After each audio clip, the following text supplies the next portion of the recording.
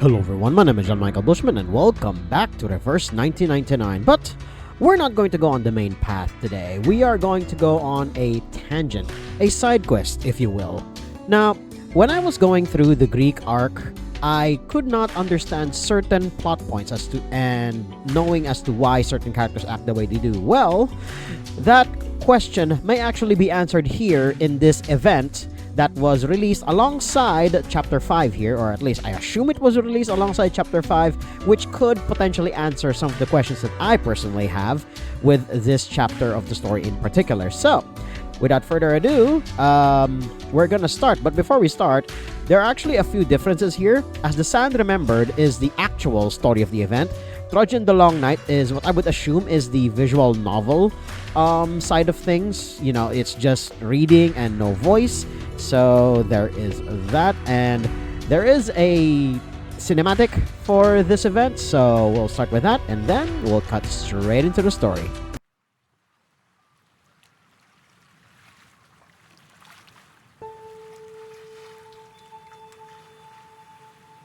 Your watch was telling the wrong time. Pardon me? I fixed it for you. 2007? Yeah. This is the year 2007. Is it not? We believe everything can be translated into numbers. Things are made up of numbers. And mathematics is the key to opening the gate of truth. How is this possible? You use a maths model to forecast the storm, and its results perfectly match what the Foundation recorded. We just worked out the patterns in the number sequences.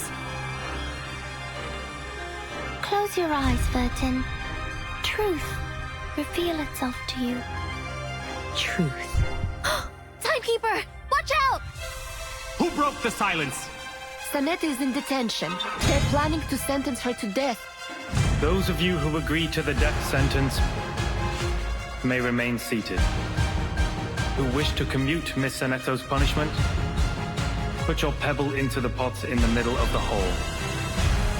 The pure blood arcanist community. The unknown arcanum power. And the obsession with certain knowledge or identity.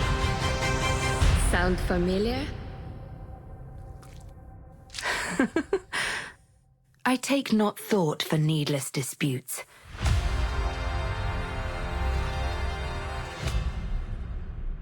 Okay, so there is a bit of voice acting, but well, they don't exactly say what they have here. So I guess I will do a little bit of reading. And here we go. 37 walked over to Sophia, raising 4 fingers seriously. That means what you did was spot on. 4 signifies justice and strength. I can't exactly emulate the sassiness of 37, nor can I ever, replicate it. So I'll just do my best in reading this entire thing. Let me try again.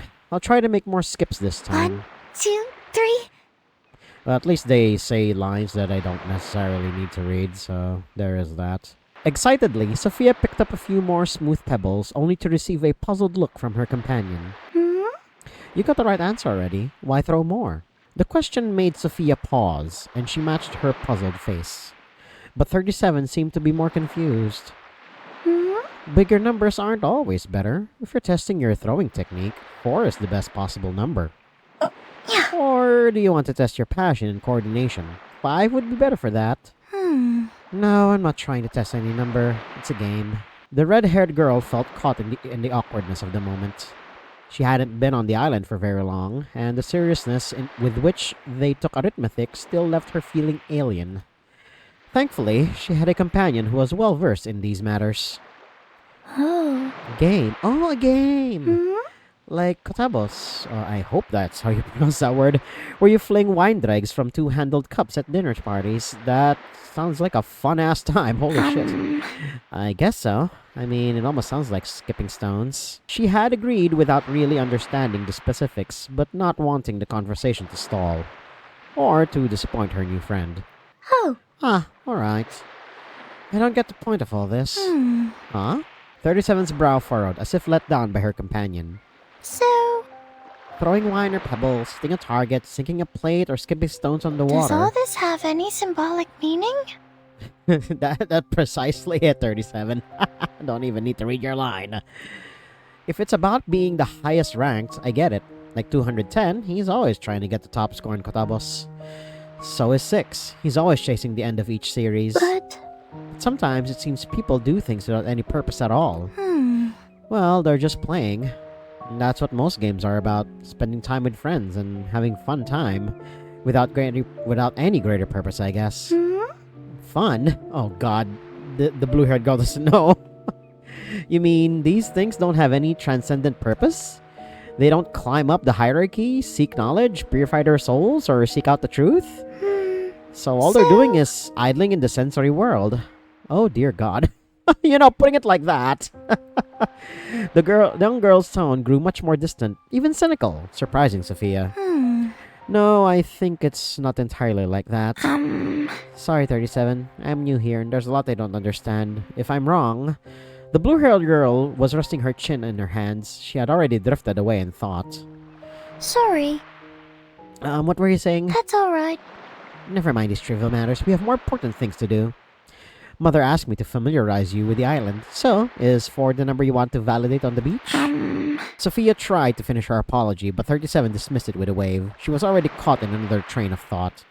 This kind of thing would happen several times until she got used to it. But back then, her still fledgling heart was unpolished by the sea breeze and sand, and she was full of questions. 37. I still don't quite understand this apeiron belief in numbers. I just think... Before coming here, I dealt with numbers in my studies, but it was just arithmetic. Whatever, the words. When I solved problems, my dad would reward me with candy, and I'd save them in a jar to buy flowers for Mom before going to the hospital. Ah, that explains a lot. Sophia realized she was saying too much. It wasn't the right context, nor did it concern her new friend. But... Anyway, my impression of numbers is all caught up in those textbook exercises, far removed from these abstract, transcendent meanings. Like I don't understand why you believe that numbers are eternal. I read that in the completely wrong tone now that I think about it, because they are eternal. 37's answer, more a declaration, was yet more puzzling, making Sophia regret asking at all and risking offense. Thankfully, prime numbers like 37 are nimble-minded. At least that's what she would say. But... I don't know how to explain it with words, but I have the perfect example. It was Euclid who once proved that there are an infinite number of prime numbers, okay? Prime numbers, like how 37 is a prime number. Certainly. Yeah, 13, 23, 37, and 337 is also prime. The factors are only one in themselves. They cannot be divided by any other natural number. Prime numbers can go on infinitely, but how can we prove this? Oh dear god. 37 enthusiastically wrote a series of numbers in the sand, finishing with a circle at the end. Oh dear. Euclid's method is to imagine the existence of the largest prime number. This is O.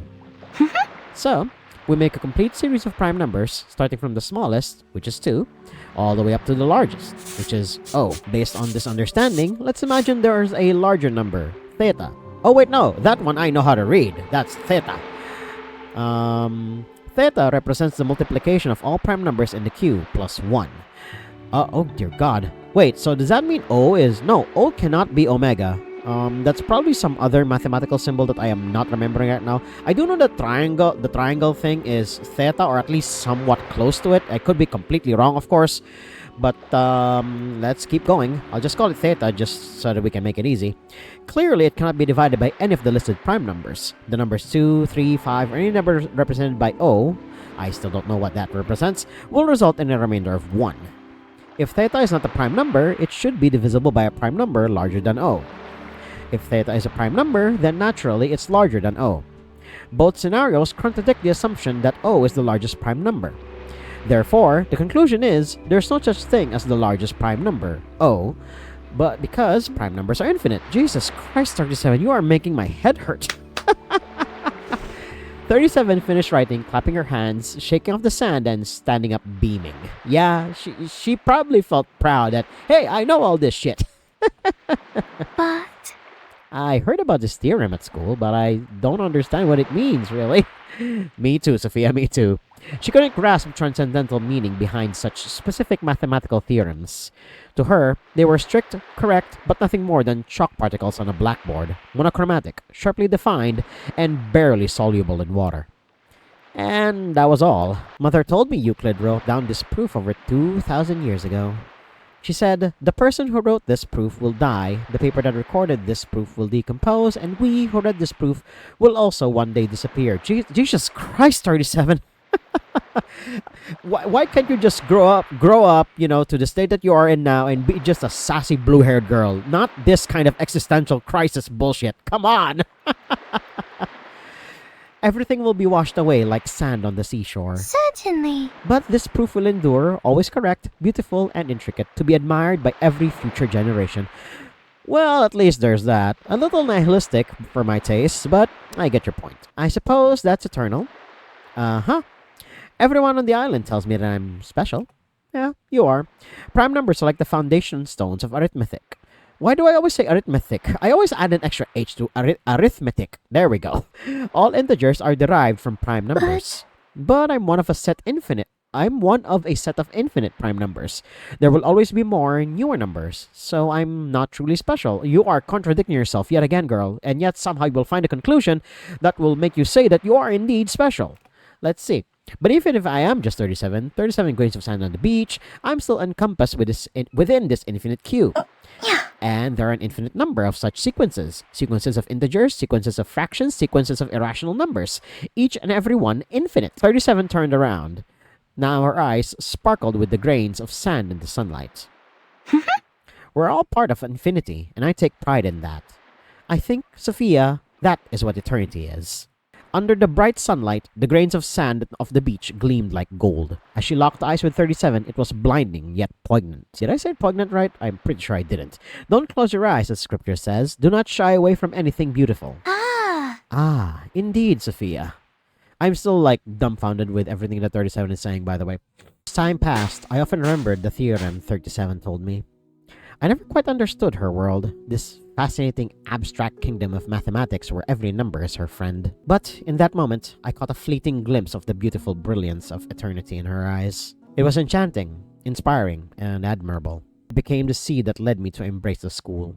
The beach changed in the days that followed. The ship approached the shore, the emanation unfolded before our eyes, and cheers turned into sorrowful cries. Eventually, all that remained of what we lost were cold, lifeless geometric shapes. Yet, through it all, 37 stood unwavering. She poured incredible focus into her mother's research, never displaying any sadness or hesitation.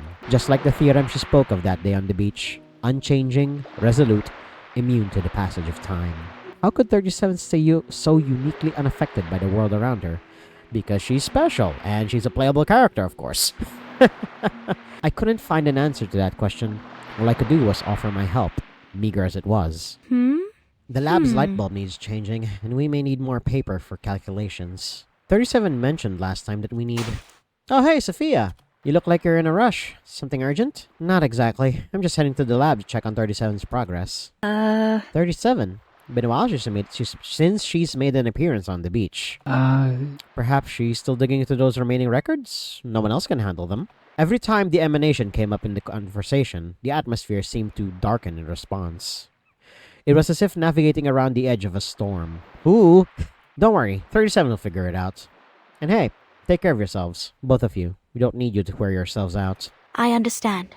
Sophia extended her hand in a gesture of goodwill. After sharing those brief pleasantries, it was time to continue on their way. Scattered scribbled notes, piles of thick books, and stray strands of critter hair. There are a couple of those in this lab.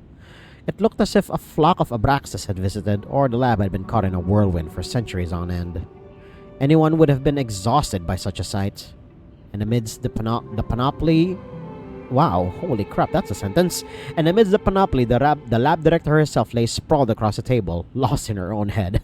Is this 37? It has to be. 37? Have you considered tidying up your room? She moved nimbly, stepping over scattered books as she approached the long table. The notebook which lay beside 37 looked oddly familiar. This is... Someone had treasured this notebook, adorning it with illustrations and notes. Flipping through its pages, Sophia found meticulous data validation records accompanied by engineering sketches. Jesus Christ, those were a string of words. After a few more pages, the content started relating to things on the island, interspersed with sheet music and simple sketches, documenting seagulls flying by and the silhouette of a little girl playing. Finally, her fingers halted on a page with grids and a few math problems written on it. Sophia! Oh, Sophia. It took you that long for you to register. Sophia is in the room. Jesus Christ, girl. Also, hello. Hi. Oh, God. I'm already expecting... I was looking forward to your sassiness, but now that you're actually, in your present self, I am not looking forward to your sassiness. God. 37 rubbed her eyes and quickly shifted her attention to the notebook Sophia was holding. Oh, I found this little notebook while looking through one of these piles. There's an absolute plethora of notes inside. I want to see if there are any records relating to the emanation. 37 straightened up, carefully inspecting the page Sophia was reading. I remember this page. I was so young then, standing on my tiptoes to reach my father's desk. I told him how my friends seemed uninterested in games and that I was struggling with math. He brought a stool so I could see the words as he wrote in his notebook. It's just... Sorry, this isn't Never really mind. important. She closed the notebook and turned to 37. These are riddles for kids, far too simple for you. Don't waste time on them. Everyone's waiting for the next phase of your research. I'll take this notebook with me. No. These aren't just for kids. I just found out that the answers form an interesting sequence. Okay. They might relate to celestial rhythms. That's Hugh's area of study, right? Look, this number seems to follow an octave pattern with the next one. Okay. And these symbols are unique too. I think... They're all related to the number 3. It must be a trick using a combination of triangles. I've tried several solutions. Okay. She listed one intriguing discovery after another. Oh God. She's geeking out. 37 pontificated, glowing with increasing focus and enthusiasm. Oh dear God, she is geeking out. It was reminiscent of her past lessons on the beach and countless nights researching the emanation. Armed with that intense curiosity, she sought answers in everything. Unwavering, unchanging. Well... Yeah, exactly, Sophia. If that's the case, then I'll help you find the answers, 37. But let's be quick. Afterward, you'll refocus on your main research, right? Sure. It shouldn't take long, I'm almost certain. First, we should find a spacious spot, something close to the one described in the notebook. The notebook rustled in 37's hands. Her fingers skimmed the pages, capturing fleeting sparks of inspiration as he sped towards the lab's exit. I hope this won't take too long. Should I really let her waste time like this? Strolling along the familiar path on the beach, everything looked as it did before. Jesus Christ. I can't read! The sand was sand and rocks were rocks, of course. Earthly elements, far divorced from anything transcendental. But it was an unwritten doctrine of the school. A walk by the sea helped one contemplate the truth. I miss that flock of seagulls. Be careful! Oh, careful there. Oh God, what did she do? The startled birds flapped and cawed, shaking off in a flurry of sand and feathers. 37 brushed away the debris that landed on her paper, continuing on without fuss, and... Sophia did manage to catch up with her, hurrying from behind, at last breaking her focus. Something wrong, Sophia? Nothing. Any new discoveries? Not yet, but I've thoroughly dispelled the dark clouds from my mind. Okay. The sea breeze may not aid in finding the truth, but it is invigorating in its own way. But as if to challenge her claim, a yawn escaped her. So sleepy. Also, I'm just noticing now that everything is in past tense. So this means that this happened quite some time before the events in the main story happened. So I guess this will potentially plug some holes that I have with the main story, and I'm definitely seeing parts of it with 37 being who she is, and fleshing out more of the characters of 37 and Sophia. Yay! Hey, look, it's 37. Have you discovered anything interesting lately? Care to tell us about it? Or like Perhaps we this? should start calling 37 the Star of Hermes, like 210 does. I mean, it sounds like an honor, doesn't it? Anyway, good afternoon, 37. They passed a group of children who overtook them with curiosity and warm greetings. Everyone had known 37's curious methods for her research, and so few were surprised to see her strolling along the beach with the notebook in her hand. Jesus Christ, there were no pauses in that sentence. Good God. Afternoon. Playing hopscotch? Better move a bit further, or the waves will mess up your lines. Waves. Let me think. Each drop in the waves moves in a circular motion. When the crest of the wave exceeds 120 degrees, they crash with a whoosh. That is one of the most unique ways I've ever heard anyone, and I mean anyone, describe just a wave from the ocean. Oh my god. See, this is why. I get it now. I get why 37 has such a rabid, I guess I could call it rabid fan base, because good god, this girl is just so uniquely written compared to any other character I've seen in my nearly 30 plus years of living on this planet. But the answer sequence seems unrelated with these waves. What could it be then? She briefly dove back into her thoughts. There she goes again. But as their leader approached, she snapped out almost as quickly. 266, 266. Hey, 6. What's up? The leader sidestepped around them, silently. Jesus Christ, what kind of wording is this? Is this a translation error? Oh my god. There were awkward pauses and there were no pauses, but this is just ridiculous. Oh my god.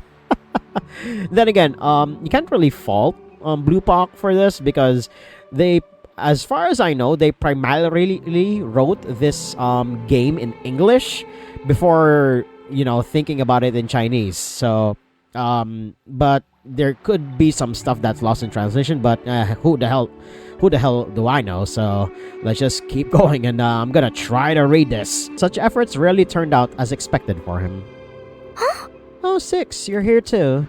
What methods are you examining with your walk? Are you counting your steps along the beach? I think. Or perhaps you're taking 6,666 steps because you're number 6. Oh, but that number isn't optimal. So let me suggest... she's geeking out. Oh my god. Oh my god.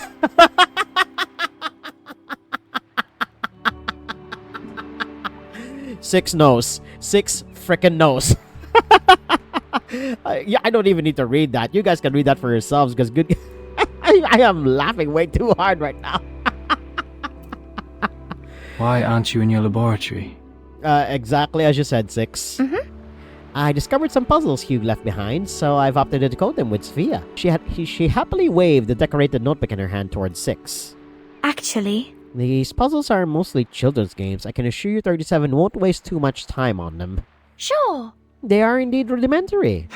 Oh, I figured out the clue I overlooked. Thank you, Sophia. I have it now. Okay. Essentially. They're games, so you must play through them to understand Hugh's intention. Oh my god. And it just so happens that there are already 3 of us. You, me, 6. No. Imperceptibly, 6's hair stood on end like a fight or flight response.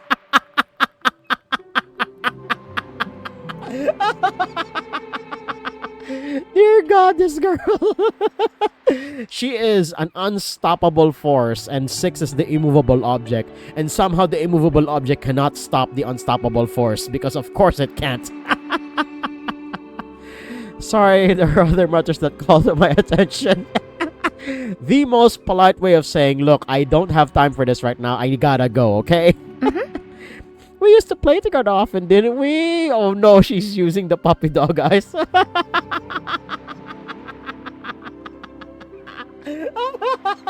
I think.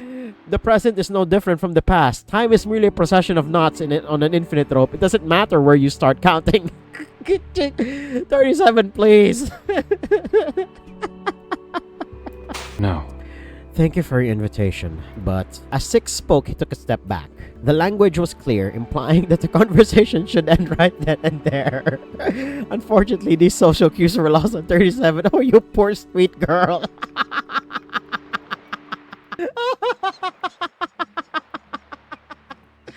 Oh Fine. my god. Excellent. I'd like to use this speech to gather anyone interested in the game. Oh my god. Just headpats for you, 37. I know you won't understand why I'm headpatting you right now, but know that you deserve it. I assure you it'll be done before dinner, but we simply cannot ignore this pressing issue. Oh,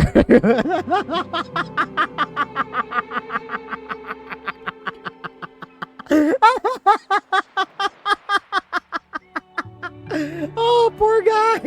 Just What happened is...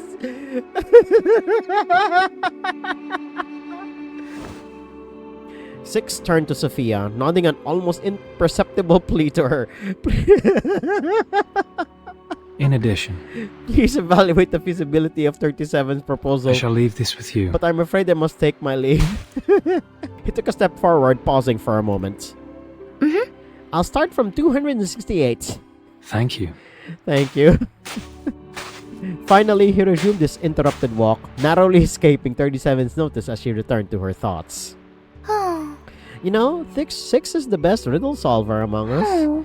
He used to say the most interesting things, but now he's become naught but a walking scroll. Actually, Six has become the leader of the school, and our leaders need to be even-handed, objective, forthright, flawless. Six has so many obligations. We all have our own tasks that need doing. Well, then my task is to understand the true meaning behind these exercises. Oh my god. Oh god, this girl. She raised the collection of children's games high.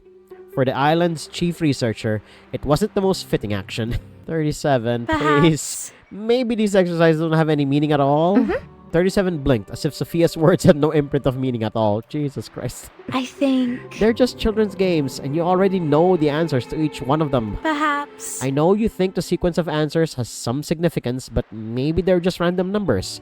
All things considered, we still have... Oh god. The conversation could have carried on about people's expectations, duties, and obligations, but the sea breeze suddenly drowned out her voice.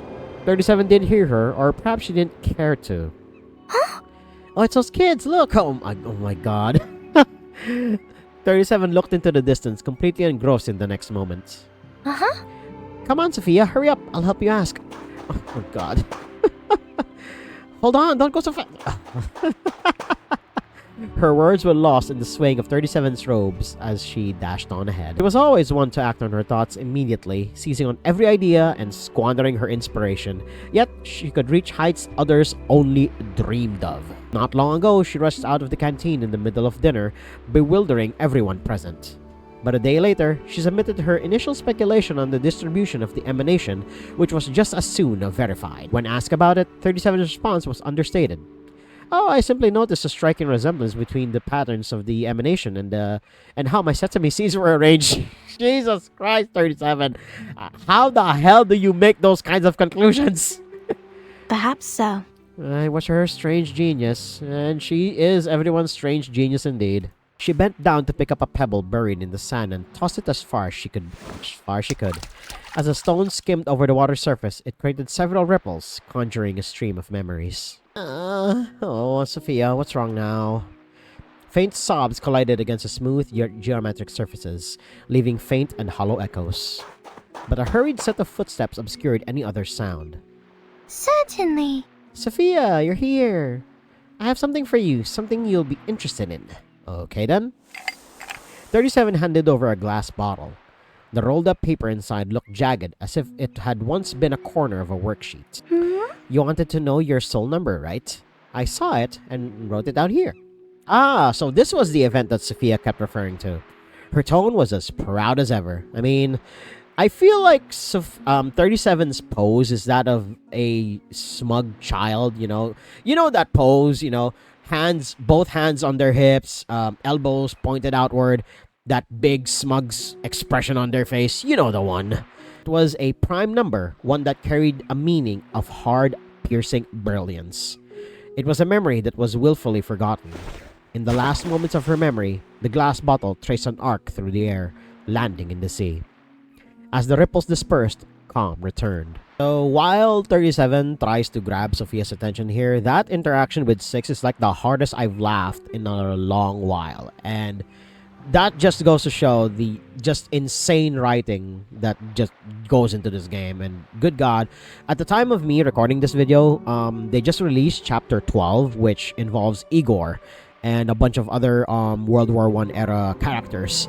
And let's just say things have already been on the downward path in terms of the story, not in terms of quality, but in terms of, you know, the Manus being the Manus. But, you know, our heroes somehow always manage to get themselves out. But You know, light-hearted moments like this are definitely very, very welcome. Her friend's call brought her back to reality. Brilliant! There are more people interested in this game than I thought. Really? In no time, 37 returned with the participants she had found. Shining with confidence, she seemed ready to start immediately. Uh-huh. All the necessary conditions are met now. We need to proceed in order with the game. What is that sentence? Let's start with the first question. Let's just keep going then. Will you help by observing us, Sophia? Of course. I'll validate your calculations and check for any errors. The red-haired corrector nodded. Of course, not every question needed an answer. Now they all had their own tasks. Okay, so we have a little mini-game here, and 37 will summon the participants to the game, follow the prompts, converse, and confirming their selected shapes. Hello there. So let's start by choosing our shapes. Starting from the left, we'll all choose one by one.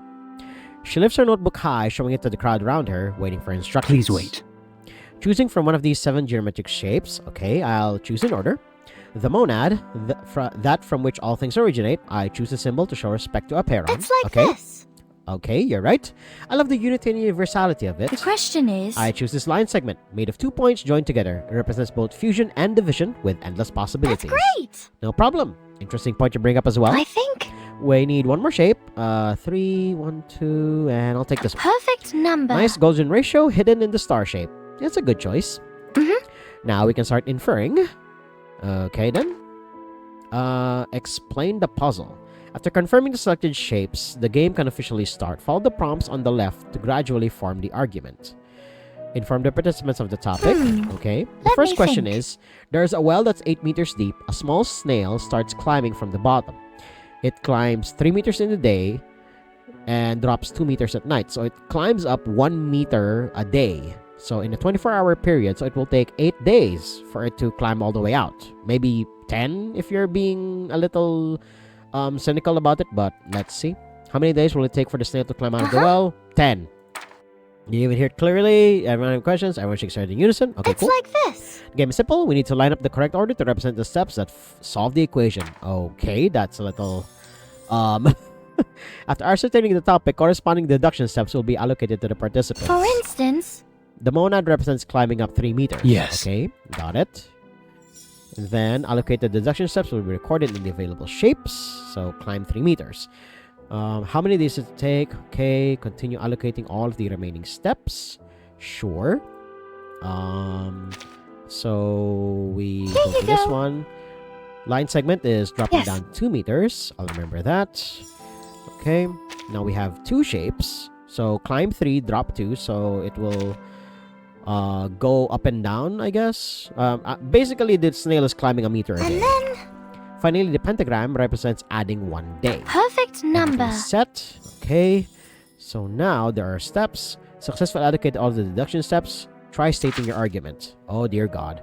So the topic you need to argue. So there we go. And then we need to tap to place deduction steps in execute. I should arrange the shapes logically to complete the demonstration. So 5 meters, day 1.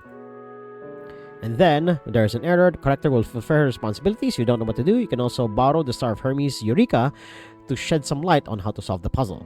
Oh, great. For instance... The key to this is chronology. The snail always climbs upward in the day and then drops at night. Okay, cool. So, yeah. So that's pretty much it. This is just the text version of it. So now we climb, we drop. So it's day 1. And then day 2. We need to infer the process. In this instance, in this question, after a day and a night, it becomes a new day. Okay? Invalid operation. Each action can only occur once per day. Ooh. I see. So we add a day. Oh, so now it will be day 2. So we do this, and then this, then this, and then this, and then this, and then this. So day 4. So 5 meters. Then this, and this. Add another day. This, this, this. So this is pretty simple. Just do all that. And there we go. I think it took him 6 days. Did I see that right? Took him 6 days. How's it going? You followed all the steps in order, right? Yes. Yes, I've numbered them and made notes. That's great. Wonderful. That will be a most valuable resource. Now on to the second question. The women in plain robes continued with the game, methodically going through its motions. It was nothing more than a simple game for kids. To the corrector, it all seemed amusing. Here they were, brilliant minds meticulously recreating children's play on the beach instead of tackling the great questions of their age. Yeah, that's, outsider looking in, even us as the player, this is ridiculous. People taking a children's game way too seriously, but it's the way this society works. Do you really think this game holds any significance? As soon as Sophia asked this, the woman in recording the answers turned and gave her a smile. Feeling bored? No, not really. 37 believes that by completing this game, she'll understand some hidden meaning in the sequence formed by the answers. Actually, But my father was pragmatic and always focused on the present. Like me, he didn't have an eye for these sorts of abstract things. I think... I doubt his notebook could contain any of the transcendental meanings 37 is seeking. Honestly, at first glance, you can easily see the results.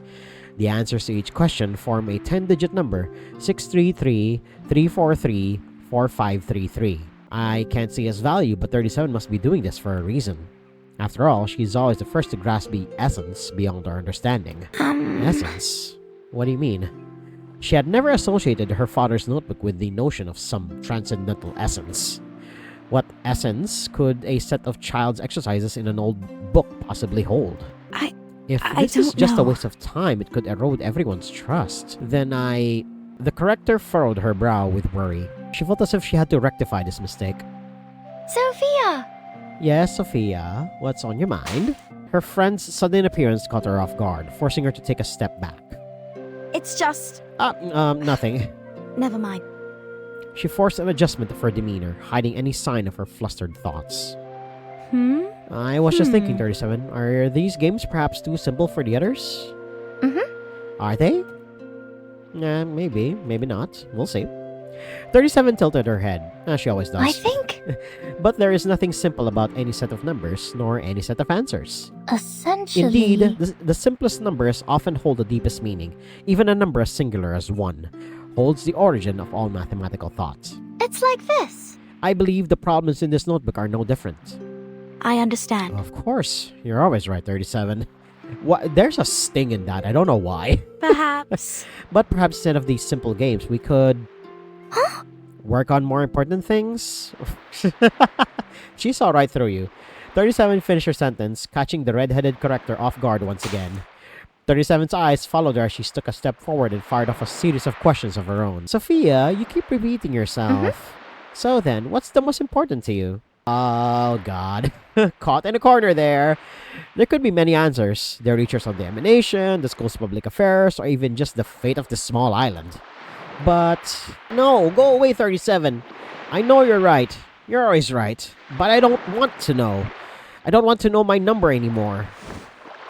Yeah, it was this memory. The glass bottle shattered the water's surface. The splash rang heavy and bitter. Sorry. They both knew the ancient instruction, know thyself. But the most important answer had already been swept away by the waves, lost in the endless depths of the sea. I think... Sorry, 37. I don't know that I can answer you right now. It's such a profound question, and I don't exactly have an easy answer. Perhaps. I suppose I need some time to think about it properly. I need to check our inventory. I hope your research goes well. She spoke the words quickly, feigning calm. But it wasn't so easy to turn and leave. 37 held Sophia's hand firmly. Someone once taught me a problem-solving technique. When you're at a loss, try changing your mood. It's not that easy, 37. It's a useful trick, one which I've tested several times. If you don't have anything more important to do right now, why not play the game with us? You still haven't participated in Hugh's game yet. It was always so impossible to let go of that hand. Fine, but remember, you promised to finish before dinner. Sure. It's like a big sister reprimanding her little sister. Anyway, 6 is still walking around the island. We have time before he reaches 4 digits. Poor guy. He probably sneezed at this exact moment. Come on, Sophia. Let's tackle the next question. Okay, we're here at the next question, and What's the let's next see what it question? is. A furball with a pretty geometric pattern on its head finds 12 grapes and intends to carry them back to a cave 6 meters away. It can carry 6 grapes at a time, but it eats 3 grapes every 3 meters it advances. How many grapes can it bring back? So 12, he can carry 6. And he will only bring back 3 if I'm mathing this correctly. 37 reads the question word for word, then turns expectantly to Sophia. Okay. So let's see what she says. You did promise to come play just now, didn't you? Of course I wasn't just saying it. The corrector reluctantly confirms with 37 again that she will stay and participate. Take a look at my own notebook and pick a shape that you like. I'll think it over. You have a suggestion? Let me think. If I were to make a suggestion, the rectangle seems to be a good fit. Is it because of the meaning of 4? Justice and order? Indeed suitable for the corrector. Thank you, 37. I think this is the one. Scripture says... I remember you did approve about it. Not that it left much of an impression, but I believe there was such a thing. What is that face? And then... However, in this question, the rectangle represents returning to the pile of grapes. I understand. Got it? That said, 210 sometimes drops grapes while walking, but I've never seen those furballs following him. Don't think about it too much, 37. Essentially... The description of the question isn't rigorous enough. Perhaps. Maybe it's because he always talks so loudly, so the critters don't dare come near. Let's see what the other participants have to say. Let me see. This time, the monad represents moving forward 3 meters. Or is it 6? No, that's it's not right. carrying as many grapes as possible. It was a wild guess. So that's another shape down. And then the last shape. The line segment represents advancing 3 meters. Got it. Maybe. Okay. So now, confirm the final step. Putting down all the grapes belongs in the pentagram. Okay. So now we have all the shapes. And let's see. So the question again is, a critter finds 12 grapes and plans to carry them to a cave 6 meters away. He carries 6 at a time and move 3 meters at a time, but will eat 3 grapes. Help the critters select a movement strategy to find the maximum number of grapes that can be carried back. Okay.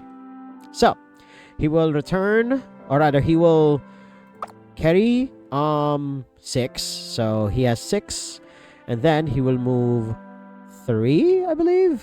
Yeah. He will move 3. So now he has 3 left, and he eats 3. And then, wait, will he even return with any grapes at all? I don't think he will, because it's 6 meters away. He will return with 0. Holy shit. Oh my god, he won't return with anything. Yeah, because 12 grapes, he can carry 6, and he eats 3 at a time. So he'll return with nothing. Oh my god. Return to the grape. Oh wait, no, that's wrong? Really? Okay then. So, return to the grape pile? That's the answer? Really? Okay then. So, he moves again. And then carry again. And then that will leave hold on. This is a lot more confusing than I thought. So he has 6. He can carry 6 at a time. So he advances 3. So he will only have 3 left. And apparently advancing 3 meters again is wrong. So you return to the grape pile. So now you have 0. So you will advance again. And then, do you return again? Because we return to the grape pile. And then... Hold on. This is not what I thought it would be. Hold on.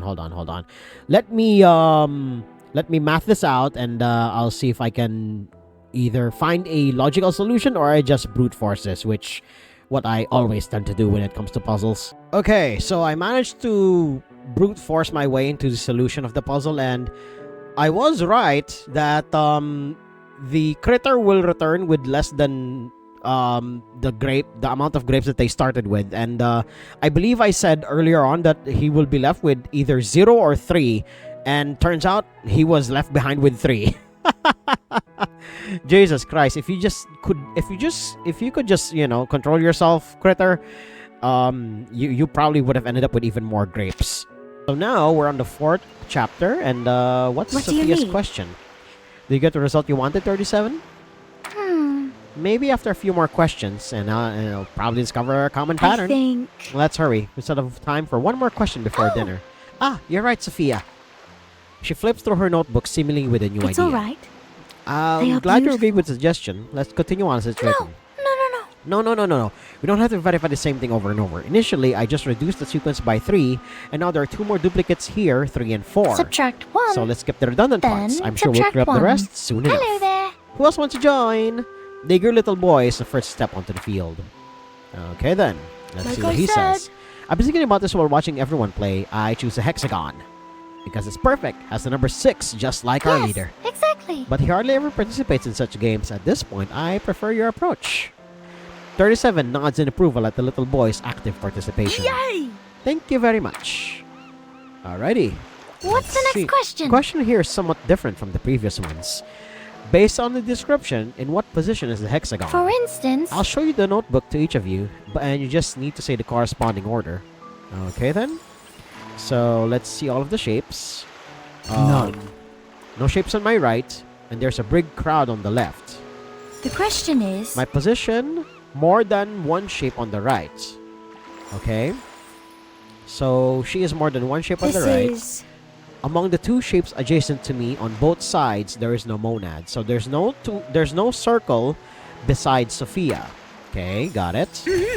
It's I'm really neither good. the furthest left or furthest right. Okay. Then Sophia, let me think. standing to the left, is a line segment. Okay. I don't get it at all. I guess I'll find out. So here we go, and oh god. Can we deduce where the hexagon is from the left based on how the shapes are arranged? So we know that the hexagon is not on the leftmost or rightmost, so it's somewhere here in the middle. Then there is more than one shape on the right and no shapes on its right. So this is the rightmost. So there is that. So neither of the two adjacent shapes is a monad. So this is either, the square is either here or here. And then there's more than one shape on the right. So this is either here or here. So let us see. The line segment is adjacent to the left. So that means this is either here or here. Neither far left nor far right. So this could actually be here.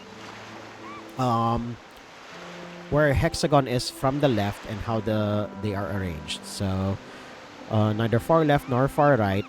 Line adjacent is... Okay, so I guess it's like this. Oh my god, I just guessed that one. Oh my god, I did not think I would get that, but there we go. Sophia! Sophia, was the game helpful at all? 37 rushed over as Sophia descended from the playground. Were the problems fun, inspiring, or perhaps dull? Should the results be logged or just discarded in a corner of the lab? Actually, Well, they weren't as dull as I expected. Breaking down the logic was pretty straightforward. For a kid just arriving on the island, it's a decent puzzle. perhaps. If I'd played these as a kid, I might have warmed up to math more. Perhaps I'd even understood the whole everything is numbers thing a little sooner. But in the here and now, they don't feel very practical nor enlightening. Ah, I see. She sounds so Let me disappointed. think. No luck it seems. What could we be missing? With the obvious disappointment, 37 flipped through the notebook once more, diving deep into her thoughts again. It was getting dark, and the others began leaving the beach. It seemed 37 games didn't yield any results. For her assistant, this seemed lit like the expected outcome. These games appeared to be more of a basic educational tool than something profound. It's time for dinner. We've run out of time we requested from 6. There's... No, wait. It's not over until I go for dinner. 37 stared at the grid lines on the beach as if she was rooted there. The puzzle represented by these numbers would be on her mind all night, replacing thoughts of roasted rabbit and honeyed bread. Although it was clear that this number sequence didn't hold any profound meaning at first glance, what if everyone just hadn't looked deep enough? Perhaps. I have some free time tomorrow morning. Maybe we can give it another shot then. When Apollo first rides out chasing the dawn, we might discover a fresh perspective. Do you think so? Otherwise, you'd stay here all night? Sophia sighed, once again realizing she was indulging 37. Well, yeah, why would you? I don't understand 37. Why are you so convinced that there's something hidden? Why is there something hidden in the sequence of answers? Because it's right there. I feel it, if only vaguely. When Hugh jotted down these numbers, they contained a strong emotion. So you're going with your intuition. Intuition. At the mention of that word, the girl's expression dimmed. Back in her childhood, before she came to the island, when she was known as an arcanist, she was familiar with this term. Sensing, listening, understanding, beseeching, being fiercely focused, and seizing inspiration. It was all very familiar to her.